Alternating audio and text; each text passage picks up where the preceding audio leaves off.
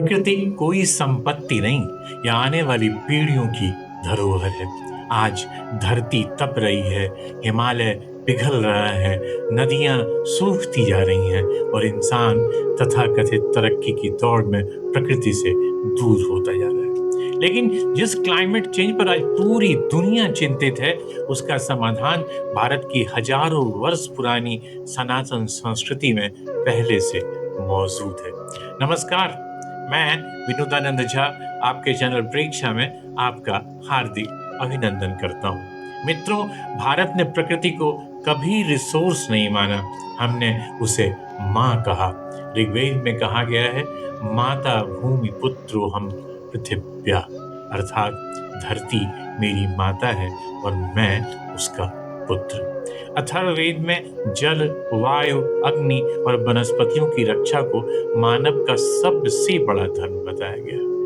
भगवद गीता में भगवान श्री कृष्ण कहते हैं, अन्नाद भवन्ति भूतानि पर्जन्यादन्न संभव, अर्थात सभी प्राणी अन्न से उत्पन्न होते हैं और अन्न वर्षा से। यानी वर्षा, खेती और जीवन सब एक दूसरे से जुड़े हैं। यदि प्रकृति का चक्र टूटेगा तो जीवन भी अवश्य संकट में आएगा। भारत में पीपल, बरगद, तुलसी और नीम जैसे वृक्षों की पूजा की जाती है।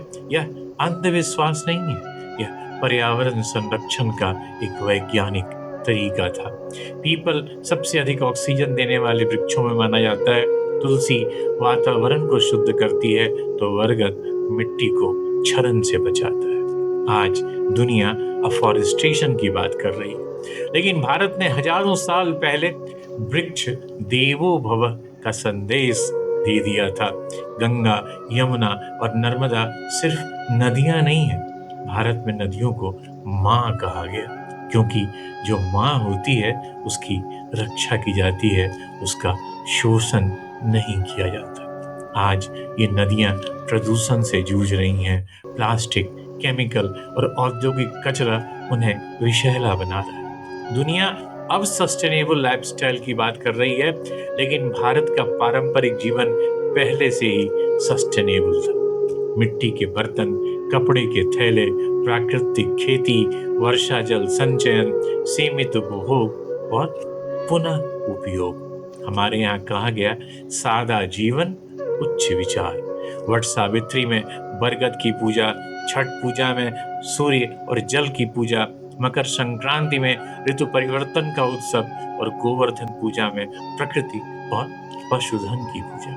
हर त्योहार हमें प्रकृति के प्रति कृतज्ञ होना सिखाता है।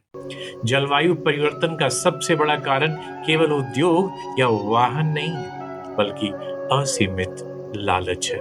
भारतीय संस्कृति हमेशा संतुलन सिखाती है। ईशोपनिषद में कहा गया है, तेन त्यक्तेन भुंजीथा, अर्थात आवश्यकता के अनुसार उपयोग करो, लालच के अनुसार नहीं। आज जरूरत है कि हम अपनी जड़ों की ओर लौटें। सोशल मीडिया पर केवल सेव अर्थ लिखने से कुछ नहीं होगा। धरती बचाने के लिए जीवन शैली बदलनी होगी।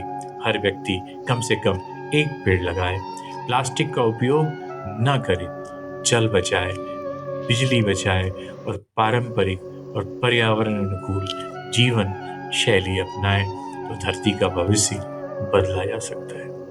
याद रखिए, प्रकृति को बचाना कोई अभियान नहीं है, यह मानव अस्तित्व की रक्षा है। और शायद इसीलिए हमारे ऋषियों ने कहा था, ओम द्यौम शांति, अंतरिक्षम शांति, पृथ्वी शांति, अर्थात आकाश में शांति हो, वायु में शांति हो, पृथ्वी पर शांति हो। क्योंकि जब प्रकृति शांत होगी तभी मानव जीवन सुरक्षित होगा।